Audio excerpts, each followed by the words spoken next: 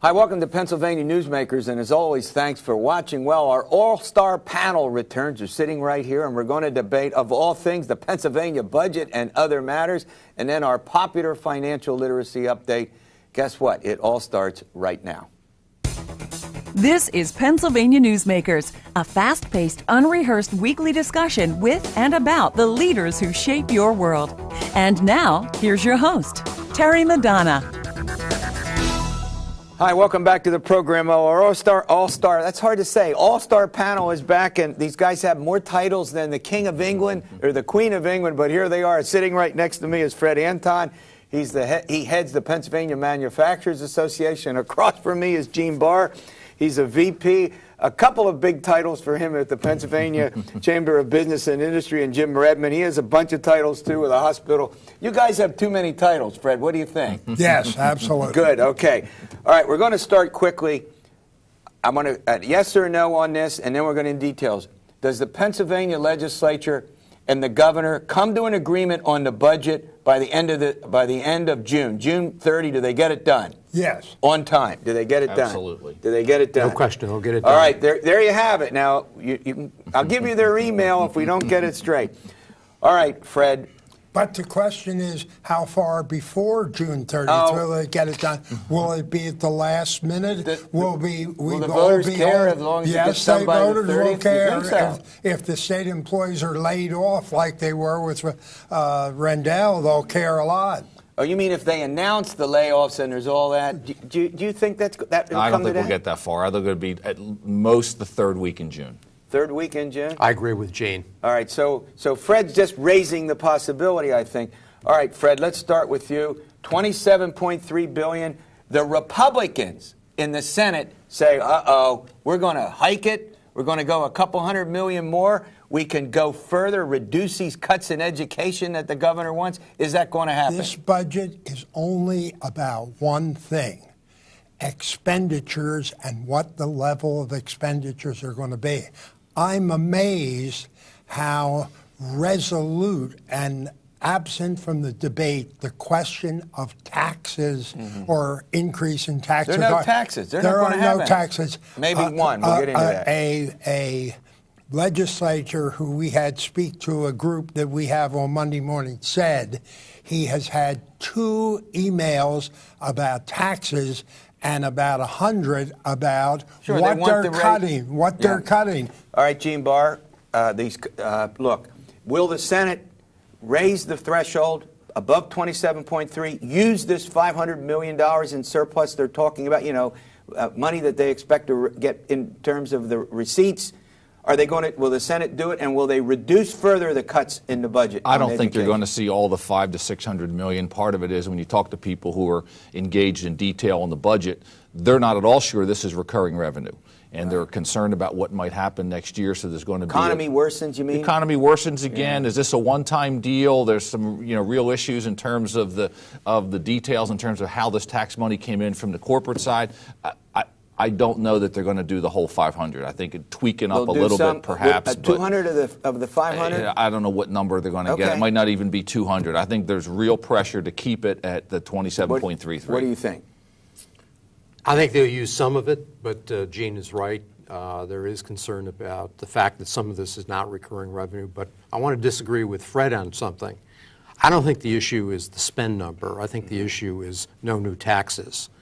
And there are a number of things that they can do to move some dollars out of the general fund that were put in there by the governor that can change that number. But I think the real issue is no new taxes.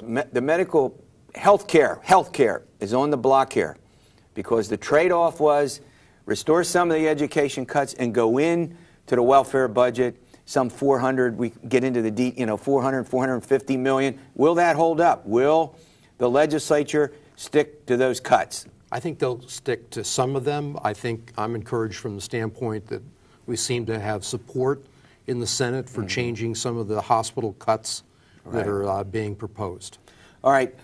One of the big, we're going to have to run to a break, but Fred, one of the big issues is tort reform. It's generally called lawsuit abuse reform. It's been, passed twice, I think, before, not going anywhere.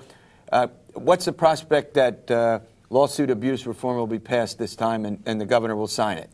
I think the prospect is 50-50. There's substantial opposition to moving the bill in the Pennsylvania State Senate. Many of the people who will vote for it would just as soon have it go away. And are we talking mostly about Republicans from the suburbs? We're talking about Republicans, exclusively Republicans. All the Democrats will vote against this, but we're talking about 5 or 6 Republicans from the suburbs and from the Northeast. Okay, good point. Yes. All right, what we're talking about here is, Jim, explain lawsuit abuse in 30 seconds. Well, the issue is joint and several liability, which is really the deep pocket rule here in Pennsylvania. We're one of only a handful of states that has not dealt with this issue. And House Bill 1 is pending before the state Senate. This is the bill that passed twice before, and we're hopeful that the Senate's going to deal with this. So if you're at fault 5%, you're going to pay 5%. Even if you have deep pockets, you're not going to pay 75%. Is that the theory? You guys got that? The change, but I would say it's a little better than 50-50. I think we got a good shot this time. Okay. Doctors, hospitals, business, local government all want it. Okay, when we come back, how many times have we heard Marcellus Shale mentioned? Well, Gene Barr is going to explain that to us when we return. Good job. This broadcast of Pennsylvania Newsmakers is presented by the Pennsylvania Chamber of Business and Industry, the statewide voice of business, and by the Pennsylvania Cyber Charter School, bringing educational innovation and freedom to the children of Pennsylvania.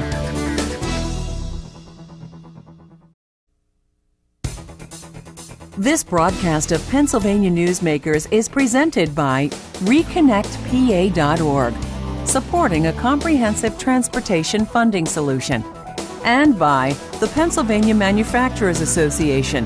Business in Pennsylvania is our business. Hi, welcome back to the program with our all-star panel. All right, Gene, Marcellus Shale, I used to think it was a planet in another solar system. Boy, do we now know it is not, right? It's no not. severance tax at the wellhead, severance tax, no, but impact fee, explain that. What Marcellus Shale is, in my view, the biggest economic opportunity and challenge Pennsylvania's had in decades. The governor formed a commission to look at this Marcellus Shale, the natural gas development. Right? I'm on the commission. Pennsylvania, as a result of this, has the second largest natural gas field in the world. For those people who talk about energy security, we now have that real opportunity presented to us. This issue of a severance tax, and people say, oh, gee, the industry's getting a free ride. They're not, because they're paying the corporate taxes and other business taxes they're required to. The issue is, should we ask for more? The governor has said, I want to let the industry develop. Right. The reality is it's worked in many places. We have 2 counties at or near full employment. They're Marcellus Shale counties. But we are going to get, look, but you will admit that there's 2 concerns. One would be the impact on the local community. That's exactly right. And the potential of environmental damage. So we need resources to handle both of them. Right, but I think you have to separate those 2 issues. There's the issue of environmental has to be separated from the revenue and the other impact issue. And we're going to be debating those on the commission. I think you're going to be debating it into the fall. All right. Now, as you know, the governor has said no. He's on the commission. If the commission, and then Senator Scarnati, who you know, has a bill that would do the impact fee that they may actually vote on before the commission gets its report. The governor, as I've seen it, has not said no. What the governor has said is, I will look at what the commission proposes, and even though I'm against taxes, I may be able to bend for an impact fee that benefits the local communities. That's what I hear him saying. All right. Okay, look, let's talk about this in another way. Sure. And I'll start with you, and I know that you know, will this come up for a vote? Will the Scarnati impact fee bill be voted on in June, or will they wait for the commission, if you had a guess? I don't think they'll vote on it in June. No vote in June. I don't think, because there's a whole lot of other things that have to be. It isn't just, you know, how much money, it's where the money, how it gets divided, how it gets apportioned. There's a lot of issues that But the Scarnati bill spells that out in some detail. But they have to coalesce around that. It's too complicated. It's fairly complicated at this point. Senator Scarnati's bill is a very interesting way to start. No. So there's a consensus. No, if your commission recommends I think Fred's point is well made. The governor then has an out. He can say, correct, the commission recommended, and polls show that it's popular. And he has said he's willing to look at an impact fee. Everybody agrees with that. So if your now reports due July 22nd. You want to give us an advance? Are you going to recommend We're talking it? about it. I mean, look, I'm only one of 30 or so commission members. It's on that list of things to be debated by the commission. All right, I want to get to school choice in the next segment. Before I do, Jim Redmond, abortion clinic regulation, bill that would provide for tighter regulation of abortion. It has to do with that Philadelphia. That idiot down there that was performing these abortions. Is that a huge issue in this state? Are you hearing much about this? Oh yes, the House passed a bill recently that's quite extensive, and there's also another bill in the Senate by Senator Pat Vance. And both of those bills, I think, are going to be considered, and one of them will emerge. And okay, we're going to a break. You think one will pass? Yes. All right, school choice. When we come up, we're going to start with Fred Anton, round robin, real quick. School choice following these words. This broadcast of Pennsylvania Newsmakers is brought to you by Pennsylvania Credit Union Association. Pennsylvania Credit Unions, where people are worth more than money. To find a credit union that is right for you, check out ibelong.org. And by the Energy Association of Pennsylvania, Pennsylvania's energy information source. This broadcast of Pennsylvania Newsmakers is presented by the State System of Higher Education. 14 state-owned universities. The state system is the largest provider of higher education in Pennsylvania. And by the Hospital and Health System Association of Pennsylvania, working towards a healthy Pennsylvania. Fred, it looked earlier in the year that school choice might be, not so easily accomplished, but done. Then you've got this business where the Senate, some senators want school choice, vouchers for private schools. Then you've got over on the House where they're improving tax credits for scholarships for the schools. Are they going to get on the same page? Let me say 3 or 4 things. There's no leadership from the governor on school choice. Okay. The House, the Republican majority in the House has no appetite for any school choice bill. They have concluded the issue of educational reform with the increase in the EITC. From 60 to 100,000 this year, right, and to 200,000 next year. They will not vote. So school choice is not going to pass? School choice is not going to move in the House. But the tax credit, educational tax credits will? It will if the Senate passes it, but the present school choice bill in the Senate is not broad enough for... Okay. We're down to a minute. For pass, go ahead. It may not get done before they go home in June. This education system in Pennsylvania needs a healthy dose of competition, and more needs to be done. Any final word on hospitals? Anything we need to know? Well, the key for us will be the budget and dealing with liability reform. Okay, there you have it. All right, our all-star panel. We went through a zillion issues. Guess what? Our popular financial literacy update. Stay tuned. We'll tell you how to protect your money. We'll be back in a moment. This broadcast of Pennsylvania Newsmakers is presented by Highmark Blue Shield, changing the way health plans work for business with a variety of plan options for employers and more choices for employees. Information is available at highmark.com. Have a greater hand in your company's health. And by the Pennsylvania Healthcare Association, the future of long-term care. Hi, welcome back. Well, our popular financial literacy update. Mike Wishnow is sitting across from me. He's a senior VP with the Credit Union Association, and Corinne Sherman, she's a vice president at the aforementioned Credit Union Association. All right, look, I'm going to start with you, Michael. Credit cards, debit cards, use up or down in the last couple of years? Oh, clearly up and up and up. Recession, and up. It's still up? It's still up. Debit cards particularly. But more and more people are turning to plastics, and in many ways that's a good thing. But there's also some concerns that consumers need But to now have. wait a minute. Explain this to me. I'm not so sharp when it comes to this. But debit, credit. If debit, you have the money. You're not borrowing. That can't be a bad thing, can it? No. Go Debit ahead. cards bring convenience to the consumer, Right. allows transactions to be completed much faster, and is actually less expensive for the merchants to handle the transaction. Now let's think about this a minute. So it was my understanding as we went into this recession, Michael, that people were spending less, saving more, and using less credit. You're saying they're still using it, but they're being more cautious about it? They're not running as up total debt? That's coming down? Explain that to me. Yeah, I think on the credit side, and Corinne probably knows a bit more about this than I do, on the credit side, the transaction volume is the same.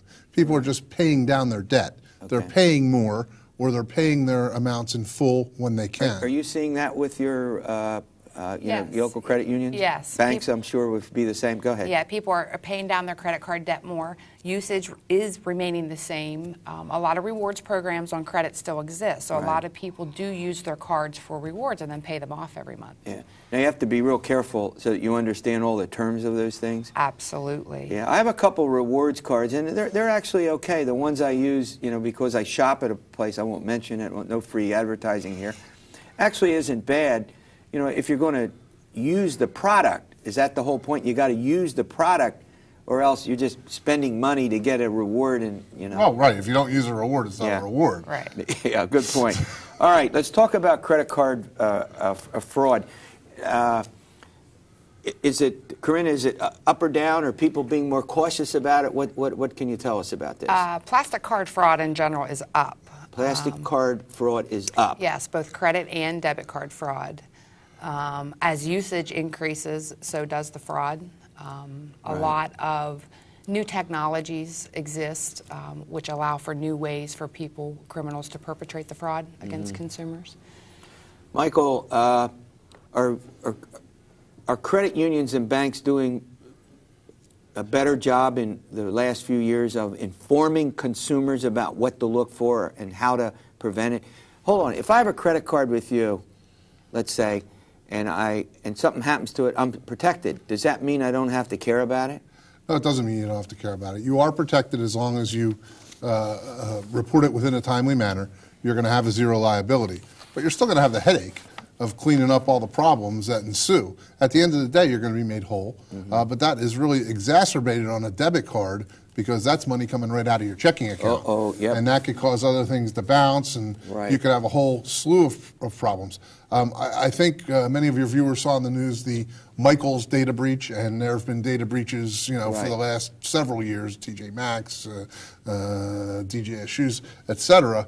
I think that what consumers need to be careful with is making sure that they protect their data and their credit card information as best they can. But the credit unions, the lenders, are winding up stuck, correct? Yeah, but let's pursue these steps. One of the things that we've tried to do over the years is to talk about consumer protection as part of this financial literacy aspect. And let's talk a bit. Tell our viewers out there what they need to do to be sure that they're not victims. Oh, there's a number of things consumers can do. Starting with signing the back of their card is important. Checking the monthly statements are extremely important because even if you have your card in your wallet, some of the schemes that are out there, some of the account compromises, as Mike talked about, consumers must watch their accounts very carefully. Be careful with any internet scams. One of the things that's happening a lot is a scheme called phishing. It's important for consumers to understand that their financial institution would never send them an email and ask them for their credit card account number, their PIN number. Or Social Security number. Absolutely. Absolutely. How about the last 4 digits? A lot of times when you're doing something, they say, well, give us the... Could they do anything with the last 4 digits if they don't have the Not the last 4 digits of the account number. It's those 3 digits on the back that appear in the signature panel. Yeah, now of listen the to this. card. I'm going to have her repeat this. What should we watch for? The 3 digits that appear in the signature panel of the card. Those are the key 3 digits that you might have noticed that now when you try to complete a transaction, they ask you for those. That's an additional layer of security that's been added. I must tell you, when my wife does most of the buying online. I'm afraid to put my credit card number down. Maybe I don't know how, but seriously, I'm afraid. And every time they ask for it, I back away, even from things that I know. I mean, that's probably stupid because there are legitimate. Go ahead, finish. Oh, absolutely. I mean, first of all, if you know the merchant, that should give you a level of comfort. Yeah. If there's a security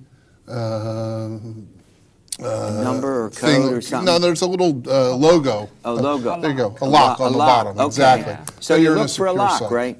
Yeah. The other thing is I am not uncomfortable putting my own credit card in. I don't like to put my debit card in. And again, for the same reasons, if there was some fraud, debit cards can cause a lot more problems with checking accounts. Do you agree with that, Corinne? I agree. Either debit or credit, the consumer ultimately has zero liability through Visa, MasterCard. Yeah. They offer that to you. But from a debit perspective, when the fraud's committed, as Mike said, they do get it right from your checking account, which can cause overdraft situations and other declined transactions. All right, let's talk about, if you've got, what do you do how do you protect yourself if you're a victim? I mean, what are the steps? Let's think about that a bit. Well, go ahead. Good, Corinne. If you're a victim, I think the first thing you need to do is contact the credit reporting agencies, all big 3 of the credit reporting agencies, and check your credit report. Make sure that there aren't other things going on. It's important to put an alert on your credit report so that others know that you are a victim of identity theft or counterfeiting. You should always contact the police. Always file a report because chances are you wouldn't be the only one.